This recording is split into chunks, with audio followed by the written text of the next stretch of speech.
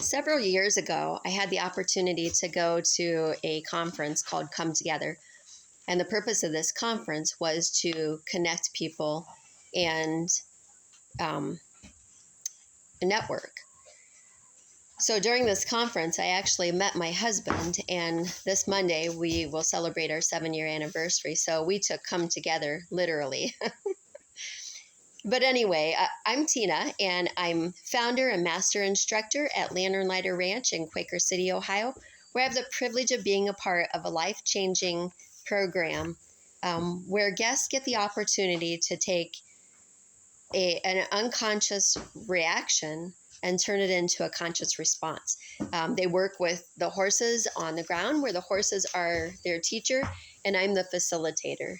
So that's a little about me. But today I wanted to talk to you about roundtables, the power behind roundtables, the opportunity and the strength. So many possibilities. I'm going to talk to you on my level of roundtable, but keep in mind that roundtables can be made very personal, and you can take them wherever your imagination goes with them. When I first started getting together roundtables, I felt alone in my business because as the business owner, I had more concerns and more responsibilities, more dreams, more goals than my team did.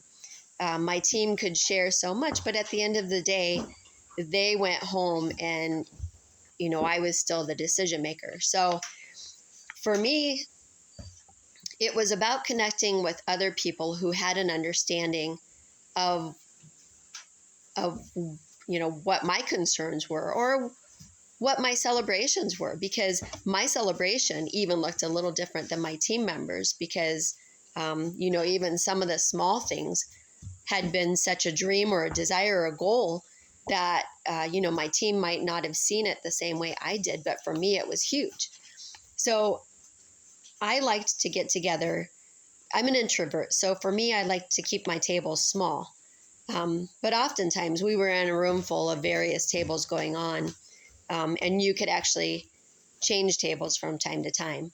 But I could get a round table going for 2 hours and have no problem filling it with interesting information. There was so much of value to what we learned during this time. But I invited people in. Like I said, I'm an introvert.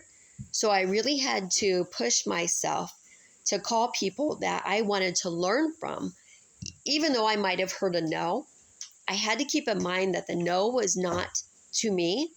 It was just a no for the opportunity that they had. They weren't interested at that time, or maybe, they just could not make it. A lot of times I found it was no for the time, but they were interested in coming for another one. So you don't know what you don't know until you do know. So picking up that phone and making that call was the hardest part.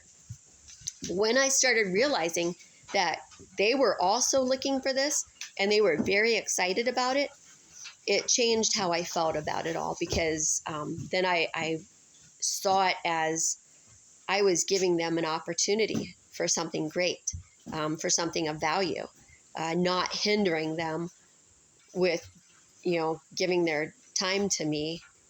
It was a celebration for them too. So I filled my table and I did some questioning whenever I had, my guests committed to coming. I called them up and I did some questioning on what some of their celebrations were, what some of their frustrations and, stresses were. And I made a list of questions to ask when guests arrived. And of course, when you're getting people together, there's always got to be food involved. So I always had a food table. Everybody got together. I did a meet and greet, get to know you. Sometimes there was a energizing activity or a get to know you activity. What do they call them? An opener. But it was just getting to know you, and folks got the opportunity to introduce who they were, tell about their facility, tell about some of their great things they had going on. And then we started questions. So my big thing with the questions was to make sure that one person didn't take the full table. So there were times where a couple of people might start a conversation and everybody else in the table felt a little left out. So as the facilitator, my job was to find a good spot where I can interrupt that and include the whole table and possibly move on with a new question. So I gained so much information from those tables, met some great friends. By the end of the time with the guests, I'm checking my notes to make sure I don't miss something. So one big thing is that to keep in mind, people have no problem talking about themselves. So when they get the opportunity and they have the floor to talk about themselves, they will share. And I'm telling you, it was with joy that everybody was listening to input from everyone. Celebration of programs that went well. We did a fall fest that always went well, and we did a live nativity that was wonderful. So sharing that gave other people an idea to, come up with some new programming, and then they did the same. They shared too. So you don't have a round table that's quiet once you get people started to talk. And why this works is that people feel connected by the end of it. They feel heard. They feel like they have someone who understands.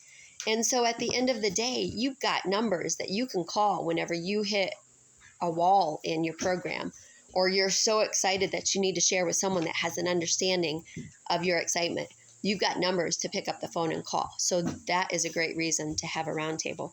But anyway, I hope this helps, and I hope you consider having a roundtable, and I hope you make it a great day. Thanks so much.